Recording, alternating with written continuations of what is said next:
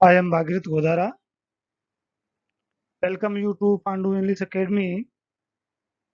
Today I am with a new subject, that is application writings. How to write application, what to write in applications, we learn in this format, in this video. We also learn format of applications, how it should be written in a proper way. All and each and everything regarding the applications we learn from this video. There is a common mistake we generally do in writing applications that are very common. So we learn. Before proceedings, I request the new viewers to recommend to subscribe these channels, like it, comment it, and share with your friends. Now we proceed for the lessons. That is a how to write an application.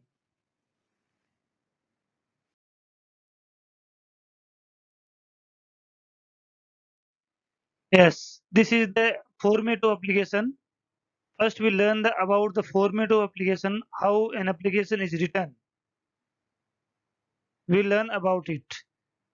So, as a format for application, first of all, we should learn what is application. Is application a formal letter or informal?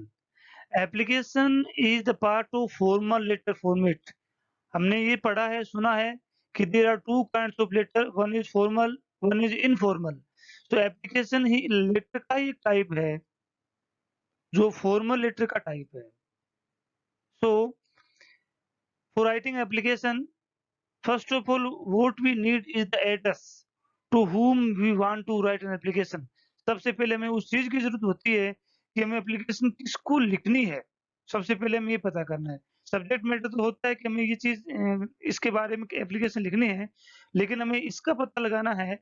ये हमारे पास source होना जरूरी है कि हमें लिखनी किसको है. तो सबसे पहले हम एप्लीकेशन जिनको लिखी जाती है उनका एड्रेस नोट करेंगे. सबसे पहले हम क्या करेंगे, उनका एड्रेस.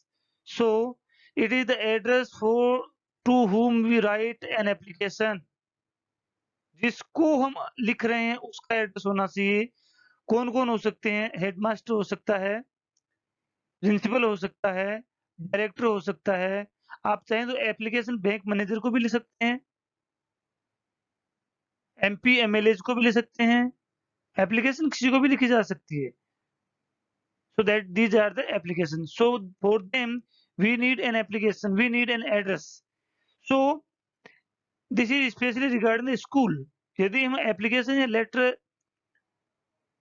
कोई इंस्टीट्यूट में लिख रहे हैं, जैसे एमपी एमएलए को लिख रहे हैं या बैंक में लिख रहे हैं, एमपी एमएलए को लिख रहे हैं, वो कंप्लेंट लेटर हो सकता है, वो तो उनकी श्रेणी कुछ अलग हो जाती है, तो उनका थोड़ा सा फॉर्मेट चेंज होता है.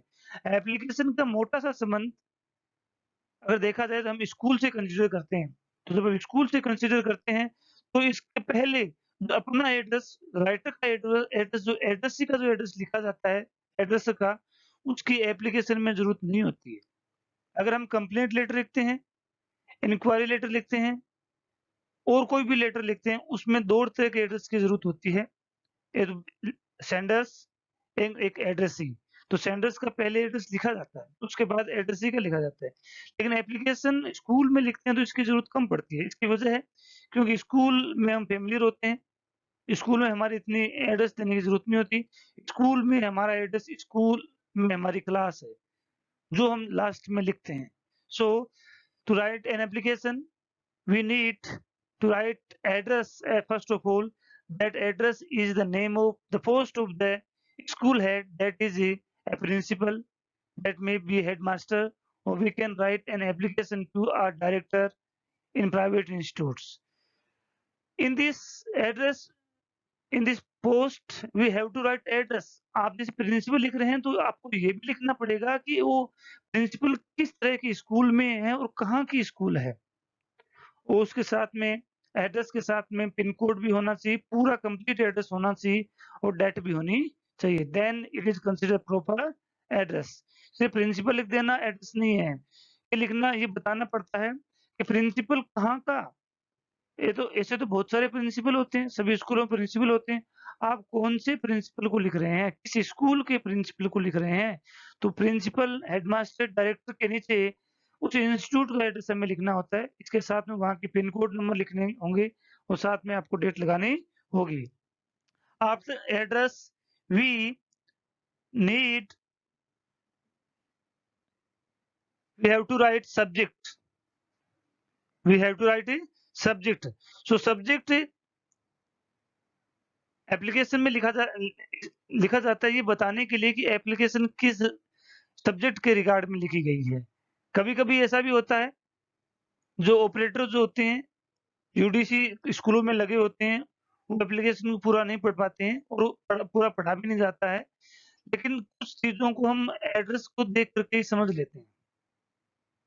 एड्रेस से ही हम एप्लीकेशन में लिखे गए सब्जेक्ट के बारे में जान लेते हैं कि एप्लीकेशन किस विषय के रिगार्ड में है और कितनी सीरियस है।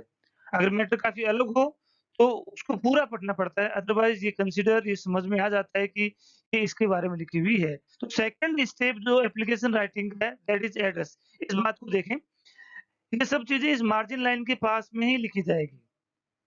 एड्रेस भी यहीं से शुरू होगा, सब्जेक्ट भी यहीं से शुरू होगा और इसके बाद में एप्लीकेशन शुरू होगा। यदि आपका सब्जेक्ट एक लाइन पूरी भर जाती है और यदि आप उसे सेकंड लाइन में भी लिखना चाहते हैं, तो इसको यहाँ से शुरू करना है, इसके जस्ट नीचे से। It must be just like a paragraph. ऐसा नहीं कि आप इसे यहाँ से शुरू करें, ऐसा नहीं। बस यहाँ से इसको शुरू करेंगे। सिर्फ ये सब्जेक्ट के रिगार्ड में है, एड्रेस तो मार्जिन लाइन के पास से होगा। After writing address we need to write some more thing that is a salutations। हम कह सकते हैं ग्रीटिंग। हम किसको लिख रहे हैं, उसको किस तरह से हम ग्रीट करते हैं, किस तरह से हमको सैल्यूट करते हैं, वो हमें लिखना है। जो स्कूल के लिए मोस्टली हम रेस्पेक्टेड सर लिखते हैं और रेस्पेक्टेड मैम लिख सकते हैं। यहाँ ये ध्यान देने की बात है, इसमें आर हमेशा कैपिटल रहेगा, पोस्ट में हमेशा सर में एस कैपिटल रहेगा, मैम में एप हमेशा कैपिटल रहेगा। ये कभी छोटी नहीं होनी चाहिए। इसके अलावा यहाँ पर कोमा लगाई जाएगी, इससे पहले कहीं भी कोमा नहीं आएगी, सिर्फ यहीं पे कोमा आएगी। So these two things are very important when writing application. ये सब चीजें RAS, first grade, second grade, bank के जो एग्जाम होते हैं उनमें यही क्वेश्चन पूछे जाते हैं कि सैल्यूटेशन में क्या लिखा जाता है, सैल्यूटेशन में कैसे होते हैं। वहाँ क्वेश्चन आते हैं, कभी आर स्मॉल लेटर में आ जाता है, कभी एस स्मॉल में आ जाता है, कभी दोनों स्मॉल में आ जाते हैं, कभी दोनों बड़े में आ जाते हैं। इस तरह से कन्फ्यूजन देखने को मिलता है। तो we should always keep it in the mind that salutation में सभी चीजें बड़ी लिखी जाती है। जैसे हम जब लेटर लिखेंगे तो हम लिखते हैं dear friends, dear father, dear mother. तो इन सब के अंदर डी में डी बड़ा होगा, फादर में ए बड़ा होगा, डी में डी बड़ा होगा, मदर में एम बड़ा होगा। ये दोनों चीजें हमेशा ध्यान रखने की बात। These are very important. Experts जो नोटबुक पे करते हैं वो इन्हीं चीजों का ध्यान रखते हैं कि बच्चे को ज्ञान कितना, नॉलेज कितना है, जो लिख रहा है वो कितना इसके बारे में जानता है। So these are important things. Now, next stage of this writing and application is a body of the application। हमें एप्लीकेशन में मैसेज क्या कन्वे करना है वो यहाँ लिखा जाए। जैसे मैसेज यहाँ हो जाएगा, इसको शुरू कैसे करना है इस मैसेज को, with due respect I beg to से।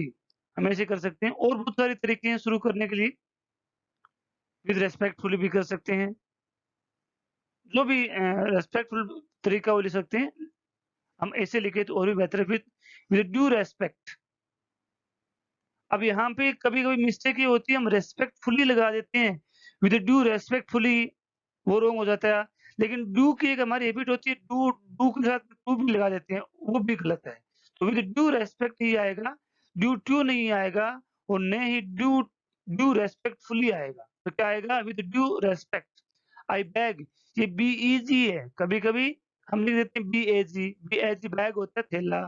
ओके, आई बैग टू से, आई रिक्वेस्ट टू से, आगे जो कुछ भी आप लिखना चाहते हैं you can write here.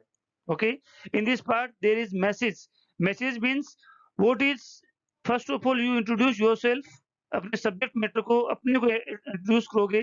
Then you express your problem, आपको क्या प्रॉब्लम है। इसके अलावा इसी मैसेज के अंदर हमें थर्ड स्टेज लिखनी होती है, आप आपने इस प्रॉब्लम को सोल्व करने के लिए क्या प्रयास किए, इसके क्या रीज़न है कि आपसे सोल्व नहीं हो पाई और आप प्रिंसिपल से क्या चाहते हैं। तीनों चीज़ें हमें लिखनी होगी, तब एप्लीकेशन पूरी कंसीडर होगी। सिर्फ़ अपने बारे में बता देना या सिर्फ़ आप क्या चाहते हैं ये बता देना एप्लीकेशन नहीं है। हमें ये बताना है खुद के बारे में, जब आप एप्लीकेशन लिखते हैं उसको इंट्रोड्यूस करेंगे, आपकी क्या प्रॉब्लम है, आपने उस प्रॉब्लम को सोल्व करने के लिए क्या-क्या प्रयास किए और अब आप हेड ऑफ़ द इंस्टीट्यूट जिनको एप्लीकेशन लिख रहे हैं, उनसे आप क्या चाहते हैं, ये सब चीज़ें आपको इसमें लिखनी होगी। So these all things are must be in separate paragraph. वो उनमें हमें पैराग्राफ चेंज करके लिखनी चाहिए, ज़्यादा बेटर रहता है क्योंकि पैराग्राफ चेंज करके लिखते हैं तो कोई चीज़ ज़्यादा अच्छी तरह से एक्सप्रेस हो पाती है। Next stage of writing application, that is 5th stage, this. This is the closing line, इसे हम क्लोजिंग लाइन कहते हैं। ये ध्यान दें यहाँ पे, these lines always starts with please और काइंडली वी कैन स्टार्ट, लेकिन ये ध्यान रखना है कि ये जो मैसेज वाली जो लाइन है, ये पैराग्राफ है, चाहे कहीं पर भी फिनिश क्यों ना हो, लेकिन प्लीज वाली जो ये लाइन है, क्लोजिंग लाइन जो, वो हमेशा यहीं से शुरू होगी। ये ऊपर वाली लाइन यहाँ फिनिश हो सकती है, यहाँ फिनिश हो सकती है, ये पूरी फिल हो सकती है, लेकिन हमें इसे यहाँ लिखना है। ये ध्यान रखें, यदि ये पूरी फिल हो जाती है तो थोड़ा इसे हम आगे कर सकते हैं। ऐसा लगना चाहिए कि ये एक सेपरेट पोर्शन है एप्लीकेशन का, ऐसा हमेशा हमें लगना चाहिए। इसके साथ में हमें थैंक यू लिखना होता है, थैंक यू भी हमें यहीं लिखना होता है, इसी जगह। बाय मिस्टेक वो आगे चला गया है, इस क्लोजिंग लाइन के पास ही में लिखना होता है। This is the 5th point of writing application. Next point of writing application is this is substitute or address. यहाँ सबसे इम्पोर्टेंट बात ध्यान देने की है, वो ये है कि हम मिस्टेक इसमें करते हैं, योर्स में। कभी-कभी क्या करते हैं और कभी-कभी ज़्यादातर टाइम इसी के अंदर हम एस के ऊपर एक कॉमा लगा देते हैं, जो कि कंप्लीटली रॉन्ग है, 100% रॉन्ग है। ज़्यादातर बुक्स जो बच्चे पढ़ते हैं स्कूलों में, गाइड गाइड जितनी भी हैं, उनके अंदर ये कॉमन मिस्टेक देखने को मिलेगी और ऐसा कभी नहीं होता। ऐसा क्यों? योर्स के ऊपर कॉमा क्यों नहीं लगती है? योर्स क्यों नहीं आए, योर क्यों नहीं आया? अगर योर आता ज़्यादा बेटर रहता, तो योर ओबीडिएंटली आपका ओबीडिएंट आज्ञाकारी हो सकता था।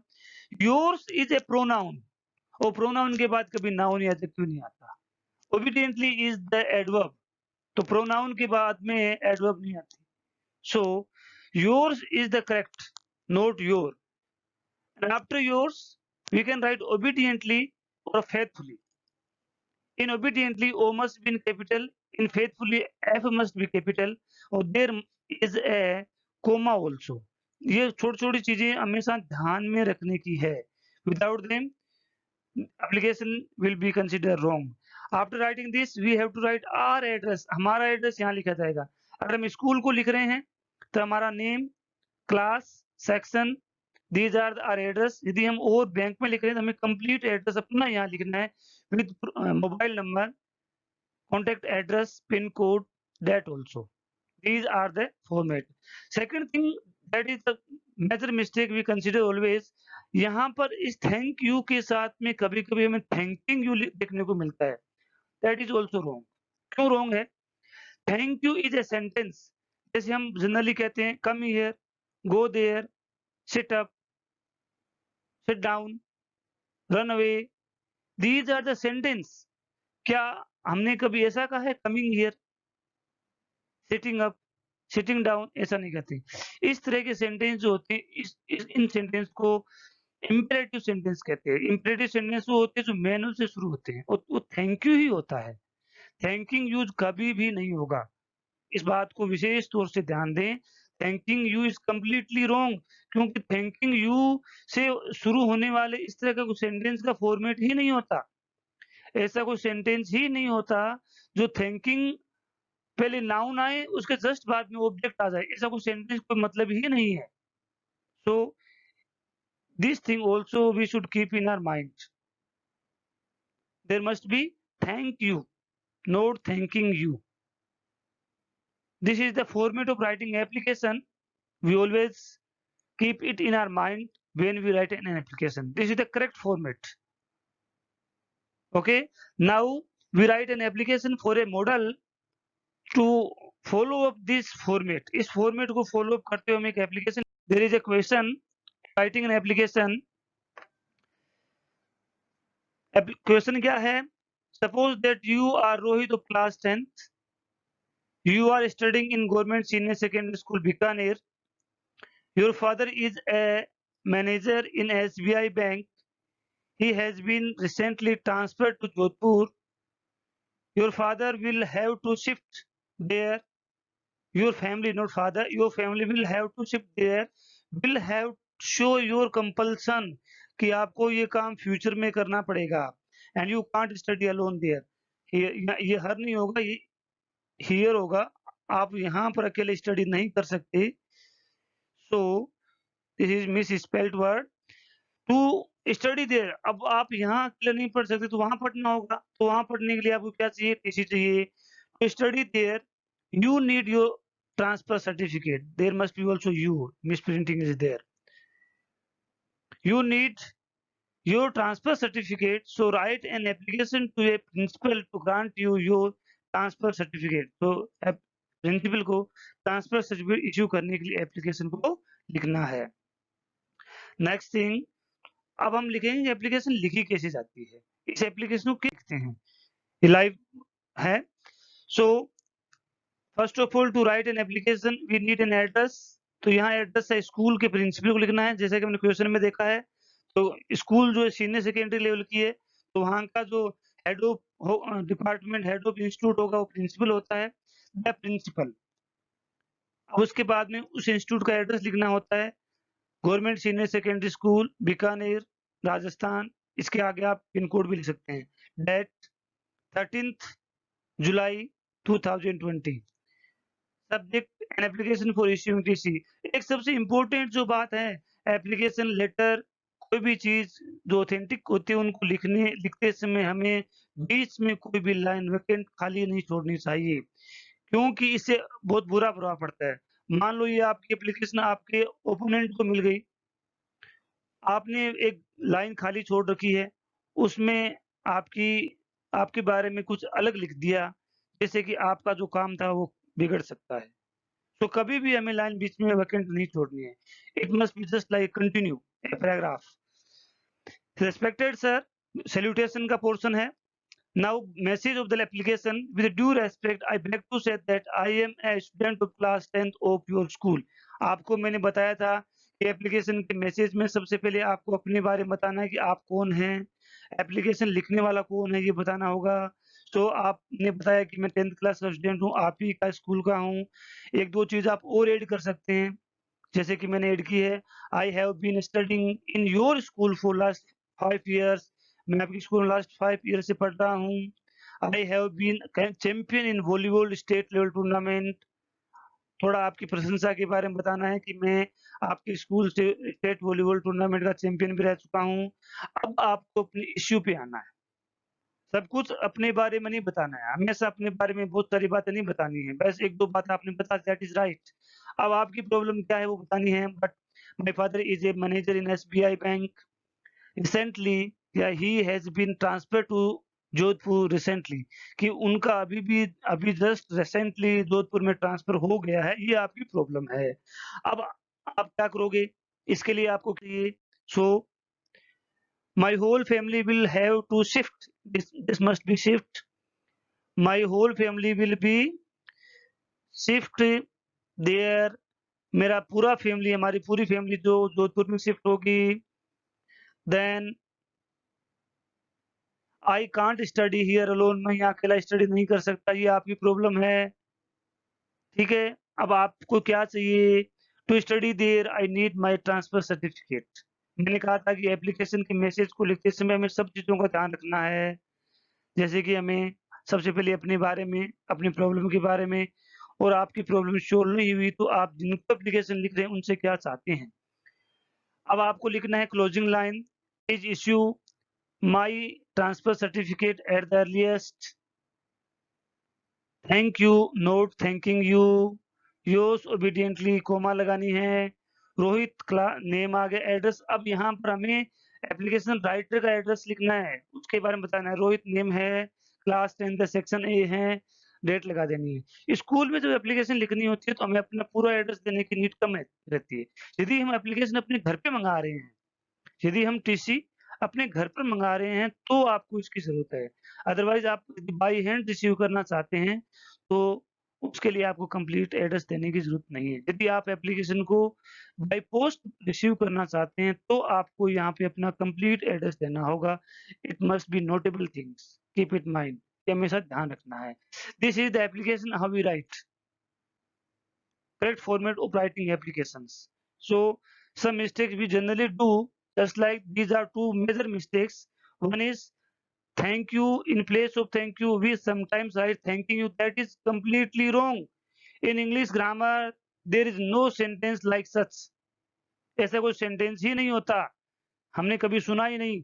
Writing a letter, write a letter हो सकता है, ये ऑर्डर की फीलिंग है ना? राइटिंग ए लेटर तो कोई है ही नहीं, कोई मतलब ही नहीं है। है ना? वो एक अनदर मिस्टेक जो हम करते हैं दैट इज़ योर्स। ये योर्स ऐसा ही लिखा जाएगा, इसके ऊपर कोमा नहीं लगेगी। इसको अपोस्ट्रोफी कहते हैं, वो नहीं लगेगी। Third thing, we always keep in mind this spelling obediently, obediently, ये भी हम जनरली मिस्टेक कर देते हैं। So these are the things we always keep in our mind. Next, now I have explain this application, how to write an application, what is the format of applications very well. If you have any doubts regarding it, you can contact me, you can message me, you can contact me through message, you can comment in the comment box. I will read your comment personally and respond properly. Thanks for watching. Keep it sharing, subscribing and liking. Thanks for watching.